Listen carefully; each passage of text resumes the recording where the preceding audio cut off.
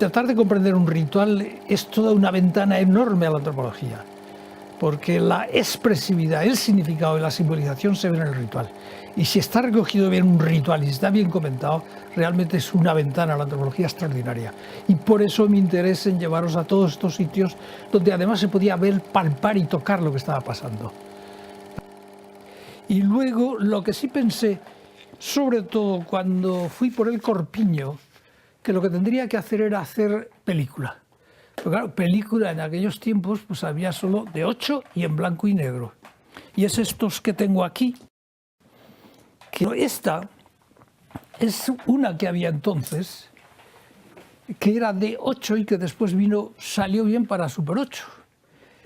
Y esto era muy complicado, porque duraba 1,5 minutos cada lado nada más.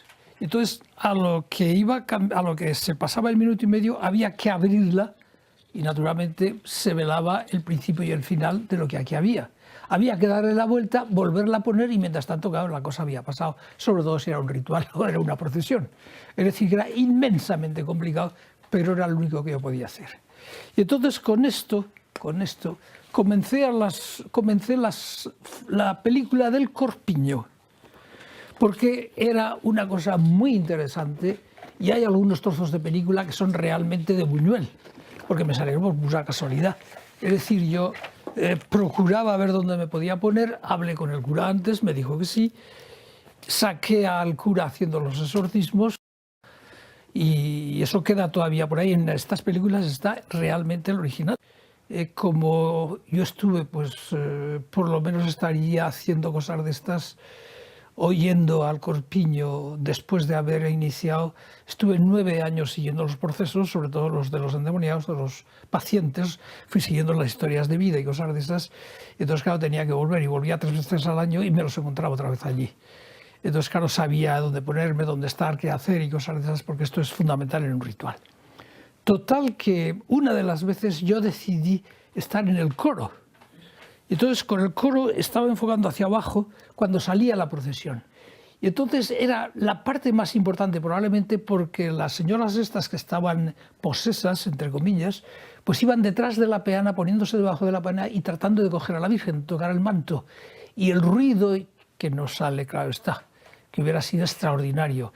Los chillidos, los gritos, la impresión que daba aquello, era terrible.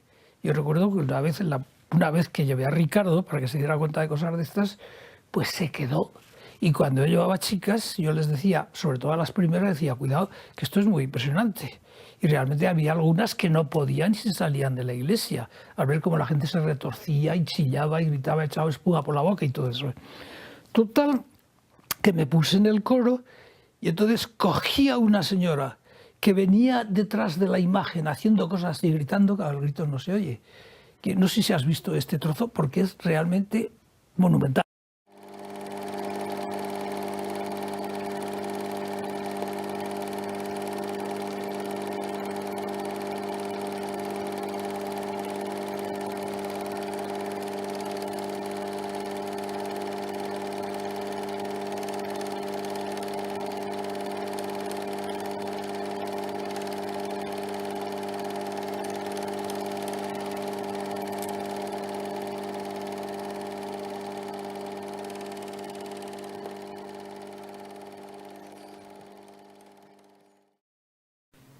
Uno de los sitios donde fui a filmar repetidamente, porque lo creía de sumo interés, por ser sumamente difícil entender lo que pasaba allí, sin estudiar a fondo las creencias y sin estudiar lo que estaba pasando en relación al cuerpo humano, como ya he indicado anteriormente.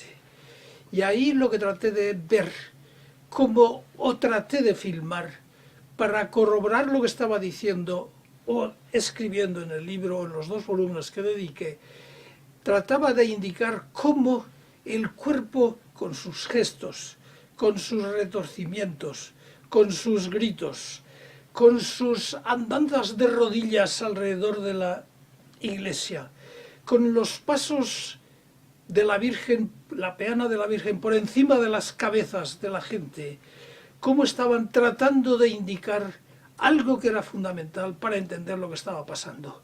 Ahí el gesto es fundamental. va casi todo dirigido a la cabeza. Es un esfuerzo y un sacrificio en reciprocidad por conseguir un bien, que es otra de las partes fundamentales del ritual. Y sobre todo, lo que trataba de indicar es que ven la enfermedad al demonio, o lo que nosotros llamamos problemas mentales, como algo que pasa en la cabeza.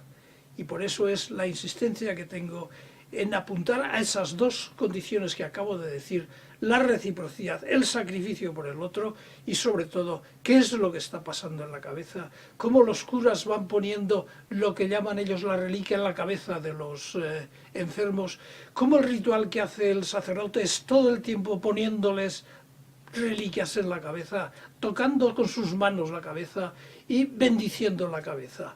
Ahí es lo que quería indicar. También cuando pasan por hacer el ritual de la sacristía, lo que hacen es que la cabeza toque en la peana donde va la Virgen, o tocar la cabeza y tocar después al manto, o al revés, tocar el manto y después la cabeza.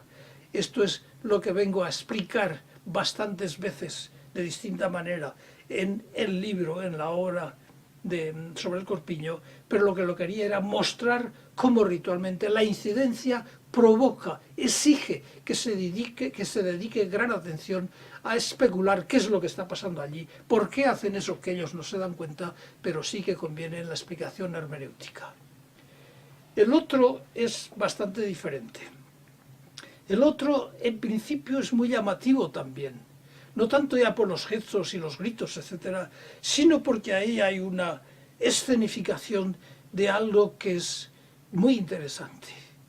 Y es que cuando alguien ha estado ya en la orilla de la muerte, en un accidente, en una enfermedad, en una crisis del problema que sea, hace un ofrecimiento, una oferta, él o alguien de su familia o algún amigo, diciendo: si mi amigo o yo salgo de esta crisis y no me muero, iré a Santa Marta como si hubiera muerto, metido dentro de un ataúd, en acción de gracias y en reciprocidad a Santa Marta, que me ha salvado la vida.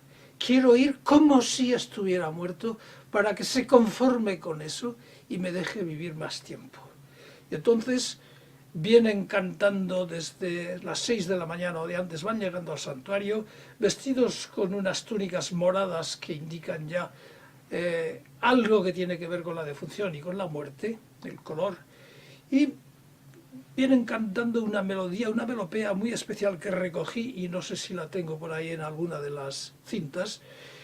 Y después, cuando va a comenzar la procesión, se meten dentro del ataúd como si estuvieran muertos, exactamente igual, reproducen el escenario del entierro, los llevan en la procesión a hombros como si estuvieran muertos, y luego, cuando termina la procesión, saltan del ataúd y se van a la fiesta como cada uno de los demás. Aquí hay y por esto quería sacarlo también a relucir, hay toda una interpretación poética de los cantos, de los himnos que canta la gente que acompañan a cada uno de los que se van a meter en el ataúd, y están corroborando toda una serie de ideas expresadas en verso. Es decir, que el texto es muchas veces muy importante para ver si ellos se han dado cuenta de cosas o no se han dado cuenta de cosas. Naturalmente que los textos, los himnos, los cantos, están hechos o bien por los maestros locales, o bien por los curas, o bien por algún poeta local, etc. Pero es muy significativo que en este caso los textos, los cantos y los himnos que tienen, cada vez que están haciendo parte del ritual por los que están allí como muertos, están reproduciendo de una manera muy clara lo que es la filosofía del ritual, lo que es el racional del ritual,